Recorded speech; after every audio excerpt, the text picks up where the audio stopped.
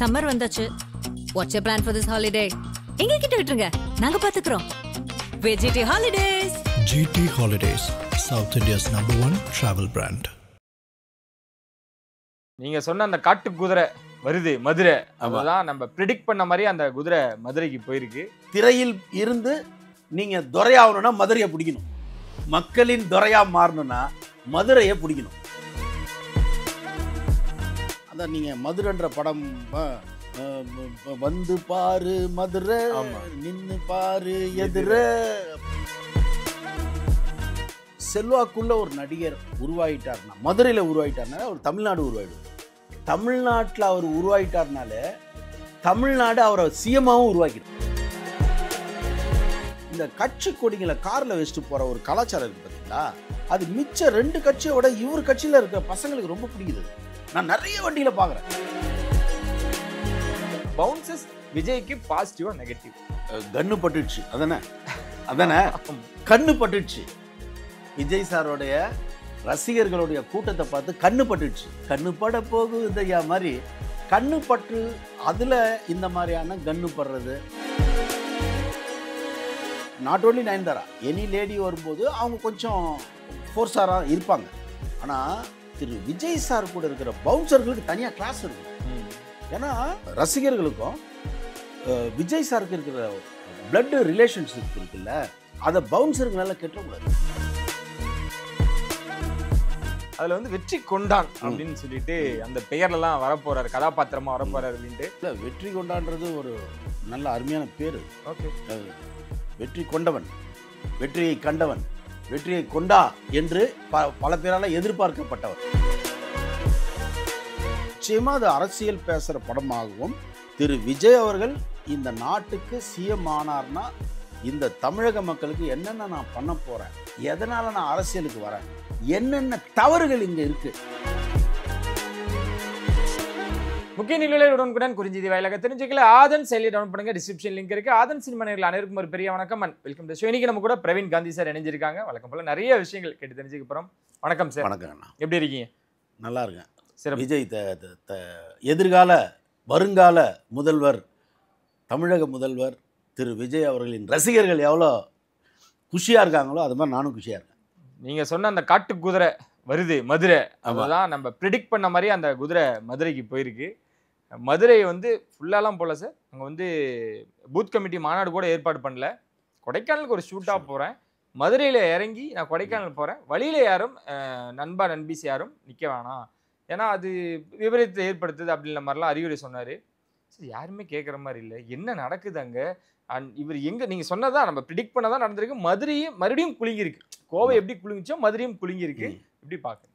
மதுரையை மீட்ட சுந்தரபாண்டியன், அதாவது எம்ஜிஆர் சிஎம் ஆகும்போது அவரோட டைட்டில் வந்து, ஏன்னா மதுரையில் ஒன்று டிசைட் ஆயிடுச்சுன்னு வச்சுங்களேன், அது வந்து அரசியலை பொறுத்த வரைக்கும் சொல்கிறேன், மதுரைக்காரங்க ஒரு முடிவு எடுத்துட்டாங்கன்னா அது ஆல் ஓவர் தமிழ்நாடு எடுப்பாங்கன்றதுனால எம்ஜிஆர் என்ன பண்ணுவார்னா, மதுரை அவருக்கு ரொம்ப பிடிக்கும். அவருடைய ஃபேன்ஸு, தீவிர ஃபேன்ஸ் வந்து மதுரை தான். அதுக்கு ஒன் ஆஃப் த காரணம். இப்போ நான் இவரும் சிஎம்னு கன்ஃபார்மாக நான் சொல்கிறேன். எப்படி தெரியுமா? எப்படி தெரியுங்களா? எம்ஜிஆருக்கு பெரிய பேர் மதுரை வீரன். ஓகே, இவர் மதுரைன்னு ஒரு படம் பண்ணியிருக்காரு, வேறு யாருமே பெருசாக பண்ணல. ஓகேங்களா? அப்போது மதுரைன்னு வந்துட்டாலே அது வந்து திரையில் இருந்து நீங்கள் துரையாகணும்னா மதுரையை பிடிக்கணும். மக்களின் துரையாக மாறணும்னா மதுரையை பிடிக்கணும். அது எம்ஜிஆர் பிடிச்சி வச்சுருந்தார். ரஜினி சாரும் வந்து தீவிர பக்தர்கள்னே சொல்லலாம். ஏன்னா உங்களுக்கு தமிழ் வளர்த்த இடம் இல்லையா. நீங்கள் ஒரு வடிவேலோட கேரக்டர் இருக்குது பார்த்தீங்களா, எல்லாத்தையும் காமெடி பண்ணுறது, அது மதுரைக்காரங்களுக்கு ஈஸியாக வரும், நல்லா பாடுவாங்க, எல்லா திறமையும் இருக்கும். அப்படிப்பட்ட ஒரு மதுரையில் வந்து ஒருத்தரை பிடிச்சிட்டிங்கன்னா அந்த நடிகை வந்து லைஃப் லாங் நிற்பான். ஓகே, அந்த வகையில் பார்த்தீங்கன்னா எம்ஜிஆர், ரஜினி சார், விஜயகாந்துக்கு அவங்க ஊருக்காரன்றதுனால கூடுதல் அவர் மேலே லவ். இப்போது திரு விஜய் மேலே கட்டுக்கடங்காத காதல். ஓகே, அதான் நீங்கள் மதுரைன்ற படம் வந்து பாரு மதுரை, நின்னு பாரு எதிர, பெரிய இது இல்லை, மச்சான் பேரு மதுரை, மச்சான் பேரு மதுரை, நின்னு பாரு எதிர, நின்னு பாரு எதிர அப்படின்ட்டு. இப்போ தேர்தல் நேரத்துக்கு அது ஒரு நல்ல பாட்டு. எனக்கு என்னென்னா, விஜய் சாருக்கு தேர்தலுக்கு நல்ல ஒரு ஒரு பசங்களை குஷிப்படுத்துகிற மாதிரியான பாட்டுங்க எம்ஜிஆருக்கு அது ரொம்ப இருக்குது. ஒரு 100-200 பாட்டு இருக்குது. அந்த பாடல்களால் தான் ஏடிஎம்கே கட்சி இன்னும் சஸ்டெயின் ஆகுது. ஓகே. அந்த எலெக்ஷன் நேரத்தில் நீங்கள் நல்லா இருக்கணும்னு போட்டால் டக்குன்னு எம்ஜிஆர் ஞாபகத்துக்கு வந்துடுறாரு. அந்த மாதிரி திரு விஜய் அவர்களுக்கு இந்த மதுரை பாட்டு இருக்குது பார்த்தீங்களா, இந்த மாதிரி ஒரு 40-50 பாட்டு இருக்கணும். ஆனால் கொஞ்சம் கம்மியாக தான் இருக்குன்னு நினைக்கிறேன் சார். ஒவ்வொரு ஊருக்கும் ஒரு பாட்டு வச்சிருக்காரு சார். மதுரைக்கு இது போட்டுக்கலாம், கோயம்புத்தூர் பிள்ளைக்கு பொண்ணு கேட்டு அங்கே கோயம்புத்தூர் போட்டுக்கலாம்னு நினைக்கிறேன். இல்லை, நீங்கள் தேர்தல்னு வரும்போது ஒரு ஆக்ரோஷம் இருக்கணும். ஓகே. ஒரு எம்ஜிஆருக்கு தான் அது எக்ஸாக்டாக சொல்லலாம். எப்படின்னு பார்த்தீங்கன்னா ஒருவன் முதலாளி அந்த மாதிரி இருக்கும்போது அந்த க்ரௌடில் வந்து ஒரு மூடு கிடைக்கும். அது வந்து எனக்கு கொஞ்சம் இன்னும் வர படங்களில் வந்து நிறைய இருக்கும். தமிழக வெற்றி கழகத்தின் பாடலே அப்படிதானே சார்? அந்த பாட்டு நல்லா இருந்தது. ஆனால் வாய்ஸ் கம்மி. நான் அதை ஆல்ரெடி நான் உங்ககிட்டயோ தந்தி டிவிலேயே நான் சொன்னேன். ஓகே. வாய்ஸ் வந்து அந்த பீட்டுக்கு ஏற்ற வாய்ஸ் இல்லை. வாய்ஸ் கொஞ்சம் சாஃப்ட் ஆயிடுச்சு. மேபி விஜய் சார் கொஞ்சம் சாஃப்டான பர்சன் அப்படின்றதுனால போட்டாங்களா என்னன்னு தெரியல. ஆனால் பீட்டுக்கு வந்து சங்கர் மகாதேவன் மாதிரி பேஸ் வாய்ஸில் பாடிருக்கணும் அந்த பாட்டை. அதை நான் கொஞ்சம் ஃபீல் பண்ணேன். மிச்சப்படி அந்த பாட்டு நல்ல பீட்டு தான், நல்ல ஒரு எந்துவான பீட்டு தான். ஸோ மதுரையை பொறுத்த வரைக்கும் நீங்கள் செல்வாக்குள்ள ஒரு நடிகர் உருவாகிட்டார்னா, மதுரையில் உருவாகிட்டார்னால அவர் தமிழ்நாடு உருவாகிடுவார். தமிழ்நாட்டில் அவர் உருவாகிட்டார்னாலே தமிழ்நாடு அவரை சிஎம்மாவும் உருவாக்கிடும். ஸோ அந்த மதுரையோட வளர்ச்சி அது. அந்த மாதிரி நீங்கள் திரு விஜய் அவர்கள் 3 நாள் ஷூட்டிங்க்கு தான் போயிருந்தாருக்காரு. கொடைக்கானல் போனவர் அப்படியே அந்த வேலை இறங்கிட்டு ஒரு குதி ஒன்று குதிச்சார் பாருங்க, ஒரு ஜம்ப் ஒன்று கொடுத்தாரு.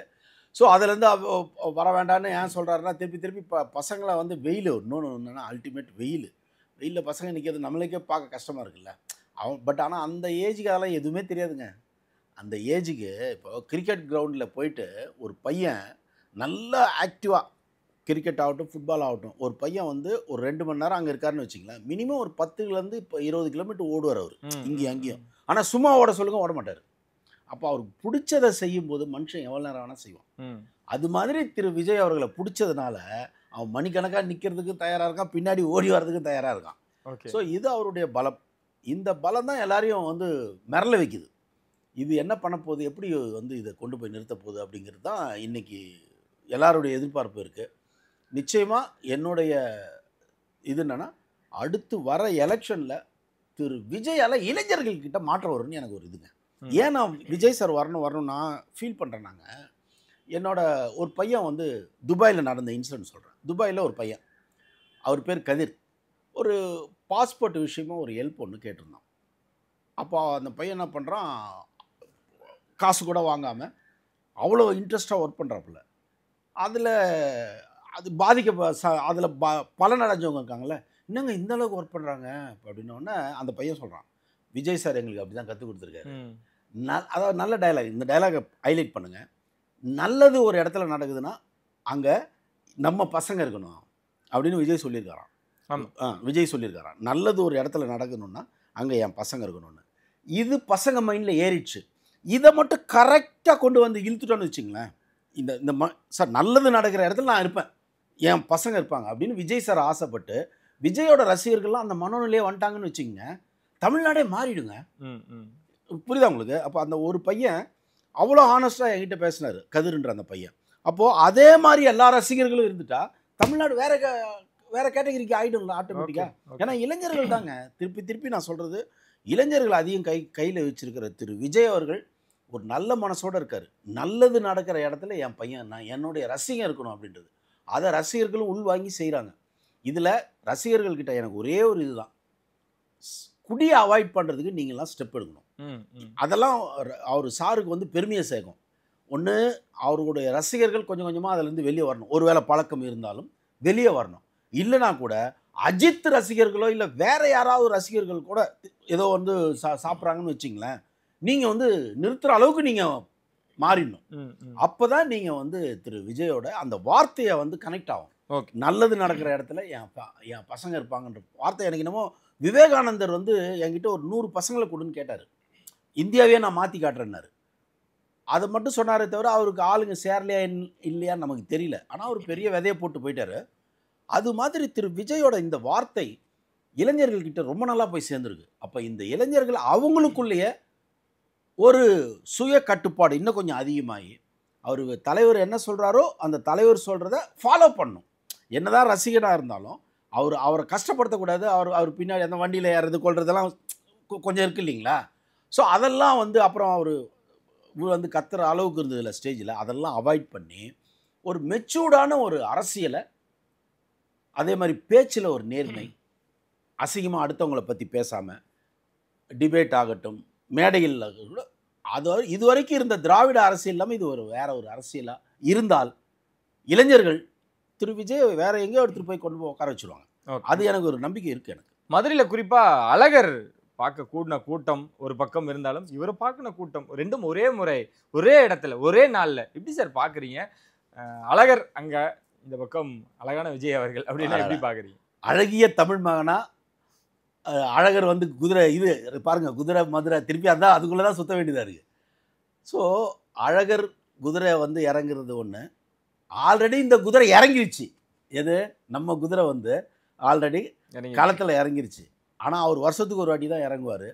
இவர் இனிமேல் அவர் உயிரோடு இருக்கிற வரைக்கும் அவர் களத்தில் இருப்பார். யார்? திரு விஜய் அவர்கள். ஏன்னா ரசிகர்களுடைய செல்வாக்கு, அதுவும் குறிப்பாக மதுரையில் உங்களுக்கு விஜய் மாதிரி ஒரு செல்வாக்குள்ள மனிதர் வரும்போது மதுரை பக்கம் இருக்க ஓட்டு இருக்குது பார்த்தீங்களா, சாலிடாக அவர் பக்கம் வரும். அது வந்து எனக்கு ரொம்ப தெளிவாகவே தெரிஞ்சுது. நீங்கள் அவங்கள மாதிரி ரசனையோட ஓடிங்ஸ்லாம் வைக்க முடியாது. ரொம்ப சூப்பராக வைப்பாங்க, பெருசாக வைப்பாங்க. ரஜினி சாருக்கெலாம் நான் பார்த்து பயந்துருக்கேன். நான் அப்படி வைப்பாங்க, அந்த லவ் அப்படி காட்டுவாங்க. அதை ரஜினி சார் சரியாக யூஸ் பண்ணிக்கல, காலம் ஒத்துக்கலை. ஆனால் இப்போ விஜய் சாருக்கு வந்து இது போகிறதுனால அந்த கொடியோடு போகிறது ரொம்ப பெருமையாக இருக்குது. நான் இன்னொன்று கவனிச்சேங்க, இந்த கட்சி கொடிங்களை காரில் வச்சுட்டு போகிற ஒரு கலாச்சாரம் இருக்குது பார்த்தீங்களா, அது மிச்ச 2 கட்சியோட இவர் கட்சியில் இருக்க பசங்களுக்கு ரொம்ப பிடிக்குது. அது நான் நிறைய வண்டியில் பார்க்குறேன். அந்த ஏன்னா விஜய் சாருடைய கட்சி கொடியோட ஒரு கார் போதும் போதே நம்ம கவனிக்கிறோம். அதே மாதிரி அந்த பசங்களுக்கு ஒரு கெத்தாக இருக்குது. அடுத்த ஜென்ரேஷன் அப்படின்றது அது அரசியல்லையே நியூ கம்மர்ஸ் இல்லை. அப்போ அவன் யங்ஸ்டர்ன்றதை காட்டுறதுக்கு அது அந்த கொடி அடையாளமாக இருக்கிறதுனால பசங்க அதை வச்சுக்கிட்டு நல்லா சந்தோஷமாக சுற்றுறாங்க. அது மதுரையில் பெரிய லெவலில் வைப்ரேஷனை கிரியேட் பண்ணும். ஓகே, இவ்வளோ பாசிட்டிவ் பேசுகிறீங்க சார். இளைஞர்கள் கட்டுக்கடங்காத இளைஞர்கள் இவ்வளோ விஷயங்கள் நடக்கும் பொழுது மதுரை ஏர்போர்ட்லேருந்து சென்னை திரும்புகிறாரு. அங்கே வந்து அவரோட பாதுகாவலர்கள் எங்கே போனாலும் இப்போ இருக்காங்க. கொடைக்கானலில் இருந்தாங்க, மதுரையில் இருந்தாங்க, சென்னையில் நிகழ்வு நடந்தா இருக்காங்க, எல்லா இடங்களையும் இருக்காங்க.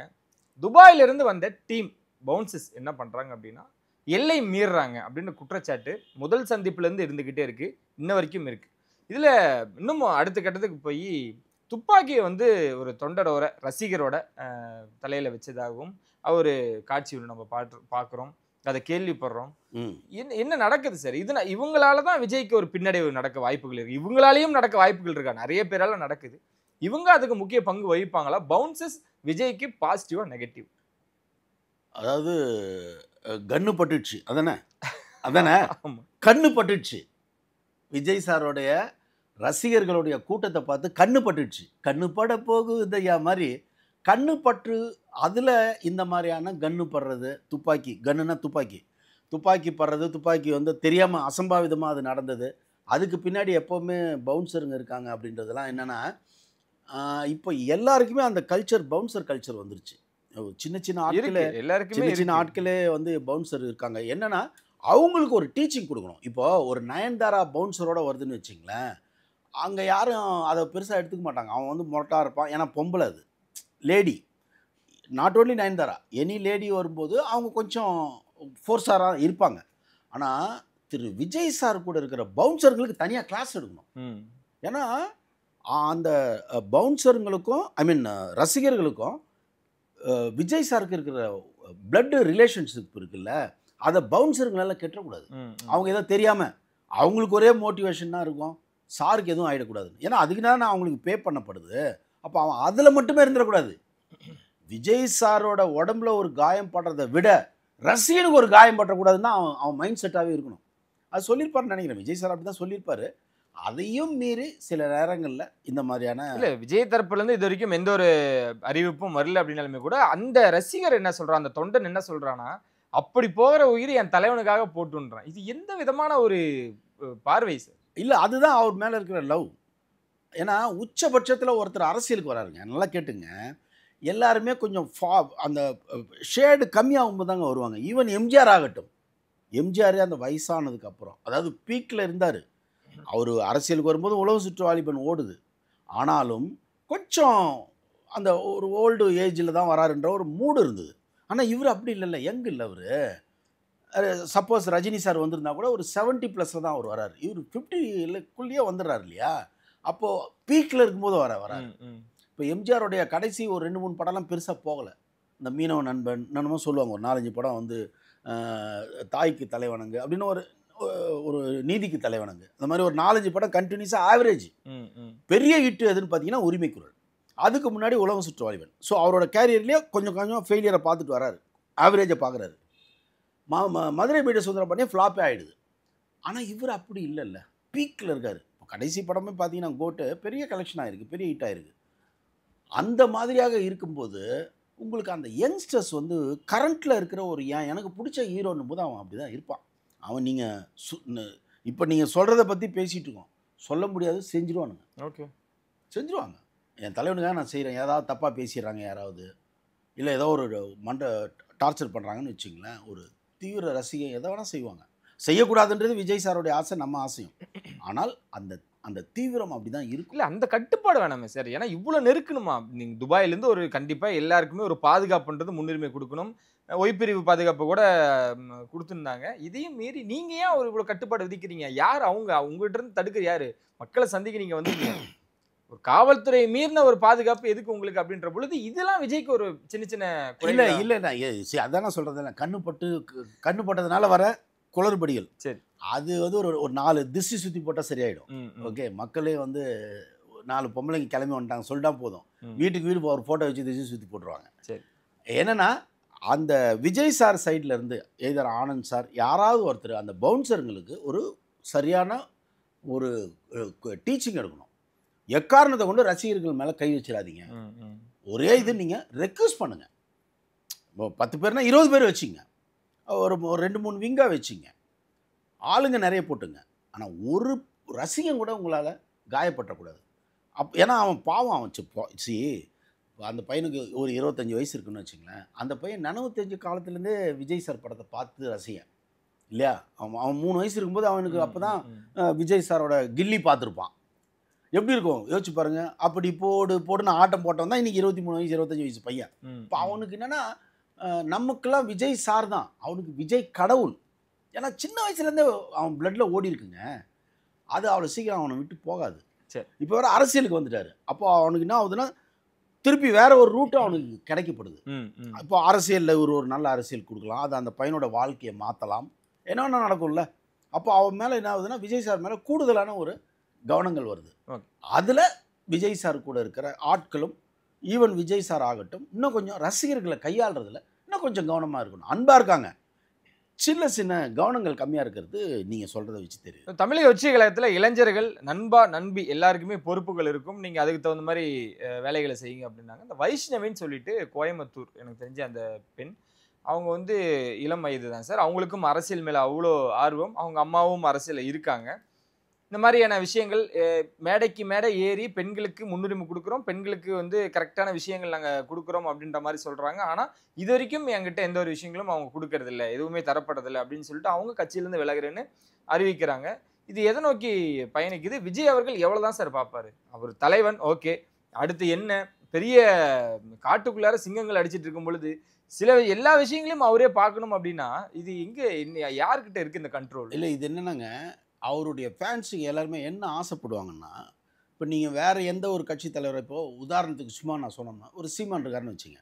சீமான் பேச்சால் ஒருத்தர் ஈடுபட்டு சீமான் பேச்சால் கட்சியில் சேர்ந்தாருன்னா சீமானே டைரெக்டாக வந்து எல்லாத்துலேயும் கையெழுத்து போடணும், எல்லாத்துலேயும் கூட இருக்கணும்னு எதிர்பார்க்க மாட்டாங்க. சரி, இங்கே விஜய் சார்ன உடனே என்ன ஆகுதுன்னா எல்லாத்துலேயும் அவருக்குன்னு ஒரு ஆசை வரும். ஏன்னா அவருக்காக தான் கட்சிக்கு வராங்க. ஓகே, ஒன்லி அவருக்காக வராங்க. அப்போது எல்லாத்துலேயும் அவர் இருக்கணும். இன்னும் சொல்லப்போனால் அந்த கார்டு கொடுப்பாங்கல்ல, உறுப்பினர் கார்டு, அது கூட அவர் கொடுக்கணும்னு எதிர்பார்ப்பாங்க, அப்படியே ஒரு ஃபோட்டோ எடுத்துக்கணும்னு. ஆனால் அது ப்ராக்டிக்கலாக அது முடியாதுல்ல. அது மாதிரி வைஷ்ணவின்னு அந்த சொல்கிற பொண்ணு மேபி யாருக்காவது சொல்லியிருப்பாங்க, யாராவது போஸ்ட் வாங்கி தரேன்னு சொல்லியிருப்பாங்க, இல்லை அவங்களே கனவுல எதிர்பார்த்துருப்பாங்க. அது யார்கிட்ட அது போய் சேரணுமோ அவங்ககிட்ட போய் சேராது. அது ஏன் அதை கண்காணிக்க மாட்றாங்க? இப்போ முக்கியமான ஒரு இளம் வயது பெண் அரசியல் மேல அவ்வளோ ஆர்வம், அவ்வளோ தொண்டுகள் பண்ணியிருக்காங்க. மக்கள்கிட்ட நேரடியா போய் என்ன குறைகள்னு கேட்டிருக்காங்க. டிவிகே சார்பா முன்ன நின்ன பெண். இந்த மாதிரியான விஷயங்கள் நடக்கும் பொழுது தான் இல்ல ஏன் விஜய்க்கு அடுத்தபடியா இருக்கவங்க இதை ஏன் பார்க்க மாட்றாங்க? விஜய் அவர்கள்ட்ட கொண்டு போய் சேர்க்க மாட்றாங்க. இல்ல நிச்சயமா திரு விஜய் அவர்களுக்கு இதெல்லாம் வந்து இதுக்குன்னு டீம் பண்ணணும். சரி, எனக்கு தெரிஞ்சு அங்க ஆட்கள் கொஞ்சம் கம்மியா தான் இருக்காங்க. இன்னும் யார் என்னவா வைக்கிறதுன்றது அதெல்லாம் உடனே நடக்கிற வேலை இல்லைங்க. ஏன்னா அரசியலில் வந்து யாரை நம்புறது, மெயினாக என்ன பயம் இருக்கும் தெரியுமா? எவனையும் உள்ளே வந்தவன் கவுத்துறானுன்ற பயம் இருக்கும்.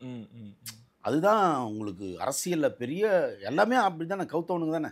அவுரங்கசீப்பை தூக்கி உள்ளே வச்சான்ல, ஐ மீன் ஷாஜகானை தூக்கி அவுரங்கசீப் அப்பா மகனே தூக்கி வைக்கிறான்ல, அதான் அரசியல். அப்போது யாரையோ ஒருத்தனை இவன் நல்லவன் நல்லா பேசுகிறான் அப்படின்னு சொல்லிட்டு உள்ளே கூப்பிட்டு வந்து வச்சோம்னா அவங்க நாளைக்கு எல்லாத்தையும் கவுத்துட்டு போயிடுவான். இப்படி நிறைய நடந்திருக்கு. அதனால் யாரையும் டக்குன்னு உள்ளே விட மாட்டாங்க. கொஞ்சம் அனலைஸ் பண்ணி அவங்க கடைசி நேரத்தில் ஆளுங்க வந்து சேர்ந்துருவாங்க. இந்த எலெக்ஷனுக்கு முன்னாடி பார்த்தீங்கன்னா இப்போ இந்த குற்றச்சாட்டுலாங்க அக்டோபர் நவம்பர்லேருந்து இருக்காதுங்க, இந்த இயர் எண்டுக்குள்ளே. அப்போ தான் அடுத்த வருஷம் இவங்க இறங்கி களத்தில் வேலை செய்யணும். களத்தில் வேலை செய்கிறதுக்கே இந்த மாதிரி குழப்பம்லாம் இருக்காது. அதுக்குள்ளே கிளியர் பண்ணிவிடுவாங்கன்னு நினைக்கிறேன். இதெல்லாம் சின்ன சின்ன விஷயங்கள் தான். ஓகே, அவரோட இறுதி படம் ஜனநாயகன் விறுவிறுப்பான இறுதி கட்டத்தை நோக்கி பயணிச்சுக்கிட்டு இருக்காரு. அதில் வந்து வெற்றி கொண்டான் அப்படின்னு சொல்லிட்டு அந்த பெயர்லாம் வரப்போறாரு, கதாபாத்திரமா வரப்போறாரு அப்படின்ட்டு. என்ன சார் அரசியல் தொடங்கிடுச்சா? எனக்கு தெரிஞ்சு விஜயகாந்த் அவர்கள் வந்து அவரோட படங்கள் அந்த முரசு, இந்த மோதிரம்லாம் போட்டிருப்பாரு, அந்த ஃபார்முலா அப்படியே ஃபாலோ பண்ணுறாரா? இந்த வெற்றி கொண்டானை பற்றி உங்கள் பார்வையில்? இல்லை, வெற்றி கொண்டான்றது ஒரு நல்ல அருமையான பேர் அது. ஓகே, வெற்றி கொண்டவன், வெற்றியை கண்டவன், வெற்றியை கொண்டா என்று பல பேரால் எதிர்பார்க்கப்பட்டவன். ஸோ நிச்சயமாக அந்த படம் வந்து கடைசி படமாக இன்னமும் டிக்ளேரில் இருக்குது. எனக்கு என்னமோ அது கடைசி படம் இல்லைங்கிறது இன்னமும் நான் நம்பிக்கையில் இருக்கு. நான் அதில் மாறவே மாட்டேன். ஓகே, அதான் அந்த தளபதி வெற்றி கொண்டான் அப்படின்னு வரும்பொழுது டிவிகேவும் உள்ள இணைஞ்சிருச்சு. அப்போ ஜனநாயகன் படத்தில் கண்டிப்பாக டிவிகேவோட அரசியலோட அழுத்தம் இல்லை அவங்களோட இல்லை, அது அரசியல் பேசுகிற படமாக தான் இருக்கணும். ஓகே, நிச்சயமாக அது அரசியல் பேசுகிற படமாகவும் திரு விஜய் அவர்கள் இந்த நாட்டுக்கு சிஎம் ஆனார்னா இந்த தமிழக மக்களுக்கு என்னென்ன நான் பண்ண போகிறேன், எதனால் நான் அரசியலுக்கு வரேன், என்னென்ன தவறுகள் இங்கே இருக்குது அப்படிங்கிறத சொல்கிற பேசுகிற படமாக இருந்தால் மட்டும்தான் அந்த படம் எலெக்ஷனுக்கு யூஸ் ஆகும். அது இல்லாமல் நீங்கள் வேற ஒரு டாபிக் எடுத்து பேசிகிட்டு இருந்தீங்கன்னா ஒரு படமாக நல்லாயிருக்கும், ஓடும். ஆனால் எலெக்ஷனுக்கு அது யூஸ் ஆகுமா? ஏன்னா வெரி நியர் எலெக்ஷன், 4 மாதத்தில் எலெக்ஷன் போது அதுக்கு கிட்டத்தட்ட ஒரு 50-100 நாள் ஓடிக்கிட்டு இருக்கும். அங்கங்கே ஷிஃப்டிங் அது இதுன்னு ஓடிட்டு இருக்கும் இல்லையா? அப்போல்லாம் அதில் இருக்கிற பலமான வசனங்கள், பாடல்கள் அது அப்படி இருக்கணும். அப்படி இருந்தால் மட்டும்தான் அவருடைய எலெக்ஷனுக்கு அதுவே ஒரு 5% ஓட்டு வாங்கிறதுக்கு அந்த படம் காரணமாக இருக்கணும். எனக்கு வினோத் மேலே ஒரு மாதிரியே இது இருக்குது. நல்ல டைரக்டர், எனக்கு சதுரங்க வேட்டை ரொம்ப பிடிச்ச படம். அதனால் அந்த டைரக்டர் வந்து கரெக்டாக இதை யூஸ் பண்ணிக்குவார்னு நினைக்கிறேன். இல்லாமல் ஒரு நல்ல என்டர்டைன் ஃபிலிமு ரசிகர்களுக்கான படம்னு இருந்தால் பத்தாது. ஓகே, ரசிகர்களே அப்செட் ஆகிடுவாங்க. அது அரசியல் பேசணும், வெறித்தனமாக பேசணும். அன்றைக்கி இதில் மாநாட்டில் பேசினார்ல, நீங்கள் மட்டும் நான் பாயாசமானு, பாசிசம் பாயாசம்னு அடிச்சார்ல, அந்த மாதிரி ஒரு 50 இடத்துல டைலாக் பேசணும். ஓகே, பேசினாதான் ஆடியன்ஸு அடிச்சுக்கிட்டே இருப்பான், கிளாப்ஸு சிறப்பு, அடிப்பான் போய் குத்துவான். அது நடக்கணும், ரெண்டும் நடக்கணும். அதுக்கு ஜனநாயகன் இருக்கணும், வெற்றி கொண்டான் கதாபாத்திரம் இருக்கும்னு நம்புகிறேன். ஏன்னா இல்லாமலாம் விஜய் ஒத்துக்க மாட்டார், இந்த நேரத்தில் ஒத்துக்க மாட்டார். ஓகே, இதெல்லாம் எப்படி சார் அடுத்த கட்டமாக என்ன பயணிக்க போகிறாங்க? மாநாடு இன்னும் எங்கேயும் இல்லை, இந்த பூத் கமிட்டி மாநாடு அடுத்தடுத்த இடங்களில் நடக்க போகுது அப்படின்னாங்க. மதுரையில் பூத் கமிட்டி மாநாடு கூட எதுவும் போடலை. மதுரை, திருநெல்வேலி, கன்னியாகுமரி என்ன நடக்க போகுது? அவரோட ஆட்டங்கள் எப்படி இருக்க போகுது? இல்லை, எப்படியா இருந்தாலும் ஒன்று தான் பிரதர், 2026 எலெக்ஷனில் அவர் ஒன்றுமே பண்ணலனா கூட ஓட்டு சீட்டில் அவர் இருப்பார்ல, அவருக்கு ஒரு சின்னம் இருக்கும்ல, விஜய் இந்த சின்னத்தில் நிற்கிறார், எப்படி ஒரு ரெட்டையிலே சொன்னாங்களோ ஒரு 3 வரா மாதிரி ஒரு இப்படி காட்டணும் ஆர் சம்திங். அந்த விரலில் தான் இருக்கணும். ஏன்னா விரல் ரொம்ப ஈஸியாக அட்ராக்ட் பண்ணிடும். எம்ஜிஆர் தான் அதை அப்படி நல்லா மாட்டிச்சு அவருக்கு. அது மாதிரி ஏதாவது ஒரு சிம்பிளை வாங்கிட்டு, சின்னத்தை வாங்கிட்டு அதை மக்கள் மனசில் ஏற்றிட்டாலே போதுங்க. மக்கள் நேராக தேடி போயிட்டு அதில் யார் வேட்பாளர் எதையும் பார்க்க மாட்டான். விஜய் இந்த கட்சியில் இந்த பையன் இந்த சின்னமா, விஜயா இந்த சின்னமா, குத்து. பெண்களும் குத்துவாங்க, பசங்களும் குத்துவாங்க. அதுக்கு முன்னாடி டெக்னிக்கலாக உள்ளே இருக்கிற ஆட்களை சரி பண்ணணும். அது சின்ன சின்ன போட்டி போகாமலாம் இருக்கும். நான் இது நம்ம ஒரு வடிவேல் காமெடியில் இருக்கும் தெரியுமா, எனக்கு அந்த போஸ்ட் தரேன்னு சொல்லிட்டு கடைசியில் இந்த போஸ்ட்டை கொடுத்துட்டீங்கன்ட்டு ஒரு சண்டை ஒன்று வரும்ல, அதெல்லாம் அரசியலில் நிறைய இருக்கும்.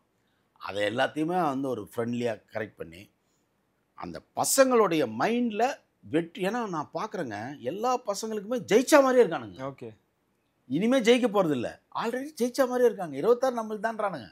அந்த நம்பிக்கையை ஒரு வெற்றியை கொண்டு வரும். அதுதான் வெற்றி கொண்டான். அதுதான் வெற்றி கொண்டான்.